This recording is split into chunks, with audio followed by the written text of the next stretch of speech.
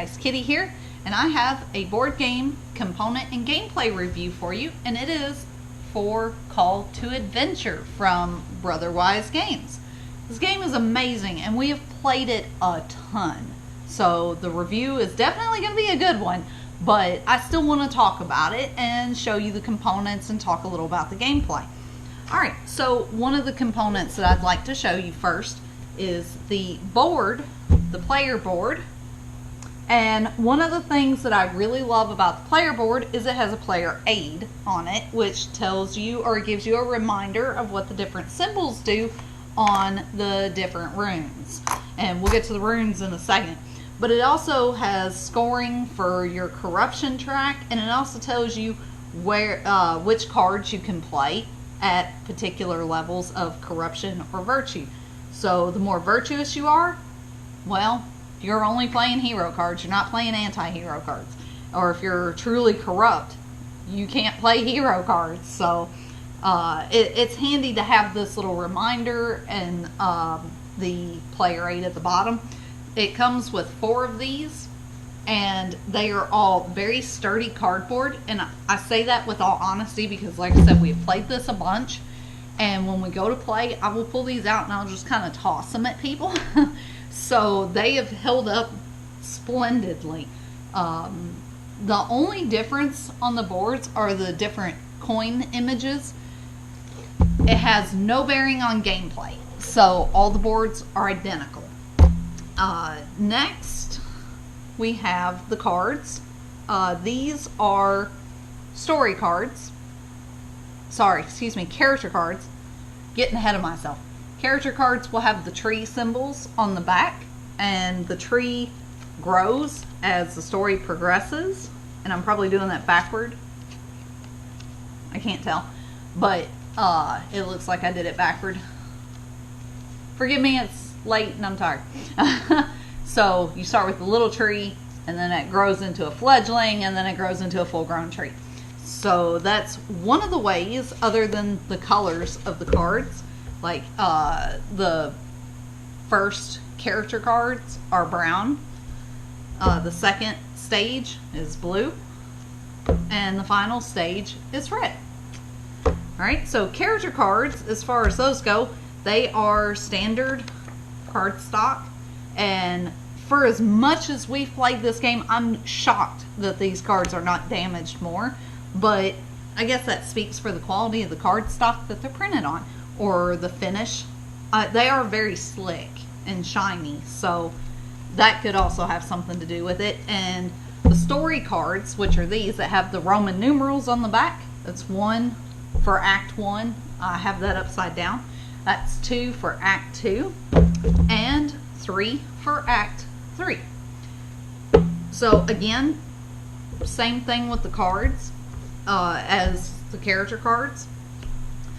Now, my only complaint with the character cards and the story cards, there are no easily accessible sleeves for these. That's my only complaint. I think Brotherwise has their own sleeves that they do that it looks like they have the backs like to match, which is kind of cool. And I will definitely be finding those at some point in time to put on these, because I feel like I'm definitely going to need sleeves. I did sleeve my hero and anti-hero cards. So the hero cards have this back on them. Anti-hero cards have this back. And they are standard cards. Standard card stock. They do... I want to say they feel a little thicker, but it could be whatever finish is on it. They're also shiny, so they're real slick. But with the sleeves, I don't worry about shuffling them. They shuffle pretty easy. And I've not had any trouble with them bending. So, and that's not because of the sleeves. It's, you know, the material used. So, and like I said, these are sleeved. So these clear sleeves that I have on them do not come. These do not come in the box. Being a big board gamer, I keep a stock of those clear sleeves. I also put them on the adversary deck, which has this on it. And the one little card that tells you what mode you're playing in. This is for solo play or co-op play. Next, let's see. What do I want to talk about next? These are your corruption trackers. It's got a moon on one side and a sun on the other. And they start out right here. And while you're playing, depending on how virtuous you are, it goes up, or how corrupt you are, it goes down. So that's where those go. It's the corruption virtue tracker, and they're plastic. I've not had any trouble with them chipping, or the little symbols, the painted symbols have not rubbed off. So those are good. We've also got some experience tokens, and they're these little translucent red diamonds, and they are also plastic. Now, they're cool. I have no problem with them, other than I'm going to have to take a hobby knife and trim some of those little sharp, I don't even know what they're called. It's like when you pop something off of a little plastic framework thing, like on a model car. Those little hanging pieces there. I'm going to have to trim all those off. Like almost every one of them has it on there, and they're really sharp and they hurt. So other than that, they're cute. I like them. It's a nice design and it works well with the theme. There's a score pad, and we've used probably half of it or close to it.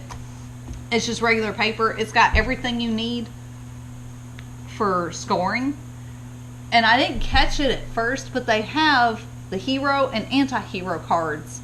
So when you use a hero card, you get a point for using it. When you use an anti-hero card, same thing. When I first started playing this game, I was scoring it under triumph and tragedy. That's not where it goes. It goes down here. I finally trained myself to put them in the right spot. But I like that they're separate, because when you're trying to score the game and you're trying to count up all your triumph and your tragedy and stuff, it gets confusing if you add in those cards too. So I like that they're separate. That was good math. Alright, now the runes. The runes come in this little plastic container, and it has a little lid that snaps down on it. Like, it comes like this. I did not have to buy this separate. So this is cool. I was very happy about the container. The runes are all little plastic runes, and they're oddly shaped. They're not perfectly square, and they've got little engraved symbols. The symbols are not just painted on, they are like engraved in there. You've got your basic runes. You've got intelligence and strength, which is a sword, and wisdom. They're all for different attributes. Charisma, dex or dexterity, constitution, and then the dark runes. Dark runes are ones that you can purchase with experience. So, or gain with cards, but you can pretty much gain any of these with cards. There are special versions that have little dots on them, and they don't have the regular slash symbol on the back. The special ones have different symbols, and all the different symbols do different things. And if you ever forget, you can look at your player aid, and it'll tell you what it does. So, I think I covered everything as far as components go. Components, definitely 2 thumbs up. I love the components. Other than having to like shave this stuff off, which I still need to do. I haven't done it yet. Other than that, and the difficulty in finding sleeves, like readily available sleeves, I think that the components are absolutely great. So good job on components. Love them. Alright, gameplay. Gameplay in this is so simple. You get to do one thing every turn. You can either acquire a trait, or you can attempt a challenge, or you can go after an adversary, which is kind of like a challenge, except it just has one path to take. So whatever you do, like if you take, say I took Foundling, I would just gain the card provided I meet the requirements on it or do whatever it tells me to do, and then I get whatever's at the top of the card. So in this case, I would gain a hero card, and at the end of the game during scoring, I would get 3 points of triumph. So that's cool. Now some of them, such as Studious, give you a story icon and or another symbol. These symbols, what they do is they give you runes to use. So if I was Studious and I came across Prepare for War, which is the name of the card, it's written sideways, Prepare for War. Prepare for War has the intelligence and the strength symbol on the side. If I had Studious, I would get 1 intelligence rune. So that one, plus the 3 basic runes. And then I cast the runes, and when I cast them, I count up how many points I get. This is 2 points. Slashes are always 1 point.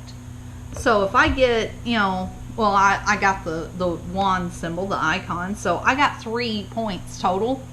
The difficulty is right here, that number. That says 4. Well, 3 points doesn't cut it. This gets discarded, so nobody else can try it. It's gone. And I would then gain 1 experience. So when you fail a challenge or don't defeat an adversary, you get experience for your trouble. But that also puts you behind on acquiring cards. End of game is triggered when a player gets 3 cards under their 3rd character card. So when that happens, everybody else gets 1 turn. And if you're down to where you're still on Act 2 and you just finish it and you're now moving into the Act 3 cards, you're only going to have a chance maybe to get 1 more card. So it just kind of depends. Like when you play this game, you have to really watch what everybody else does, not just what you're doing. So you have to make sure you don't fall too far behind, or else you might not get enough cards to finish your story.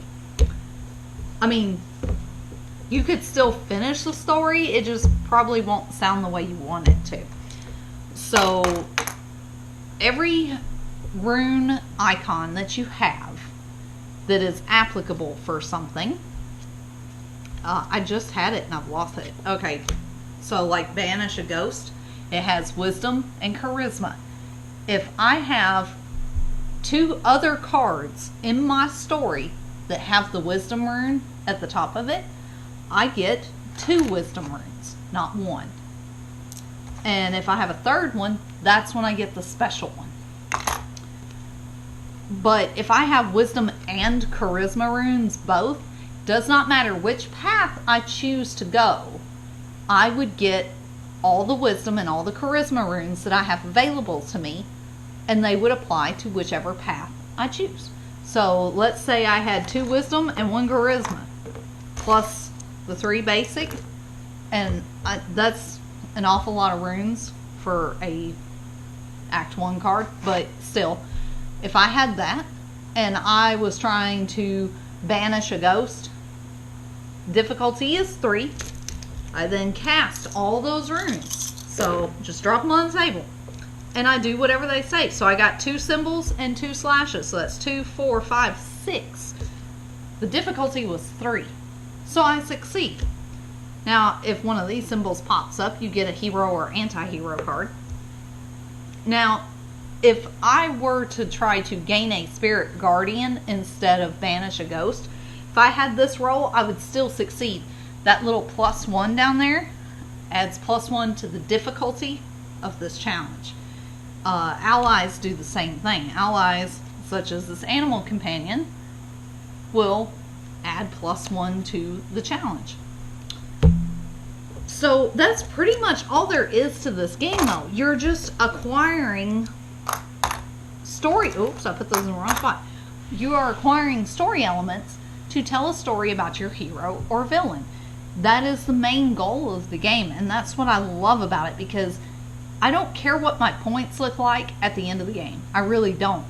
I play to try to get what sounds right for my story and to tell a good story.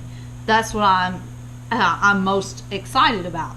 And when you first start, everyone's given 2 of each card. So the first character card, then the second character card, they get 2 of those. And then the third character card, they get 2 of those as well. And what you do is you look at all your cards and you decide what story you want to tell. So I got Pickpocket and Apprentice. That's my first level character cards. Second level, I got Lone Wanderer and Sworn Protector. And for the third level, I got People's Champion and Heir to the Throne. So I would look at the abilities on the cards, because the first and second level character cards have abilities that do things during the game. Your third level will do something that gives you points at the end of the game. So you would look at whatever cards you want, or if you don't care about the abilities, you would look at the titles, be like, I could be an apprentice that's a sworn protector that eventually becomes the people's champion. You know, and those abilities might not work together, but it might make for a good story. So it just depends on what you want to do. But when you get your cards, you keep, I hope you can see that on the camera, you keep the third one face down. You flip your other 2 face up. So everybody knows where everybody began, what motivated them, but they don't know where everybody else ends up. And that's because of the scoring on it. You do not want your opponents knowing what you're after to try to score more points. So, because then they might turn around and go, you get 1 triumph for each +1 in your story. Oh, there's an ally out there. You know what? I'm going to pay 1 experience and journey that challenge so you can't get it, because I don't want to do it either. And what journeying does is it discards the challenge, and it also discards any cards attached to it, so the ally would go away too. So you don't want people trying to, mess you up like that. That is exactly why the third card always stays face down. And every time you acquire a card, so like beggar, if I was a beggar and I banished a ghost, it would go up at the top like that, and it would show me what runes I get to add. But if I instead gained a spirit guardian, and this is only if I succeeded at the challenge, it would go like this and stick out the bottom of the card. And anything that's there applies to your story. So like this one, the story icon, it's a star. That would apply for anything that checks for stars in the story icons, or anything that checks for different icons. So I really love this game, and this is one of those games that I really feel like people need to play to get a good feel for. You also have your hero cards, which do different things. Like this one, play this before you attempt a challenge, and you get to add an extra sword or constitution rune to your attempt that turn. Or you've got, let me find a good one here. Some of these are like helpful ones. Well, where are all the ones that mess people up? Okay, so like Instill Fear. This is an anti-hero card. Play this as another hero is attempting a challenge. They must choose another challenge or trait instead. So these type of cards, the anti-hero cards, will mess people up, when they're trying to do something. Or sometimes they help you by like adding a dark rune or a harsh lesson. If any hero failed a challenge this turn, you gain 1 experience. So, you know, as much as I like the idea of being a villain, for some reason I always end up going toward the virtuous end of it. But I've only played a villain like one time, and I didn't do very good scoring, but the story was great, so I was happy with that. But anyway, so yeah, gameplay is super simple. You're doing one thing every turn. You're either, I mean, it's just acquiring a card. That's what you do. You acquire a card every turn, or you try to. You don't always. We fail lots of challenges all the time playing this game. But, you know, when you fail, you get your experience, and then you just keep going. The dark runes, if you don't feel like you can quite do the challenge, then what you do is you pay 2 experience and grab you a dark rune. And hope that if you're playing a hero type, you don't roll the moon side. It counts as 2, but it also moves your corruption tracker down 1. If it comes up just a slash, you get 1, but you don't get corruption from it. So, but yeah, I think I covered quite a bit of it. I don't think I covered everything because, I mean, for such a simple game, there is a lot to it. But again, it's one of those, you really, really need to play this game. Origins is coming up. That's right. This is like literally the Wednesday before Origins. It is 7 days away. So if you have a chance at Origins, go by Brotherwise, check this game out, or find me. I'm going to have my copy there. So if you want to play this game, I'll be more than happy to show it to you. It's fantastic. I love it. Brotherwise, thank you for sending me this copy, and thank you for such a great game. Can't wait for those expansions to come out. But that's it for this review. It gets 2 thumbs up for me. If I had more thumbs, I'd give it more. Alright folks, bored out, game on.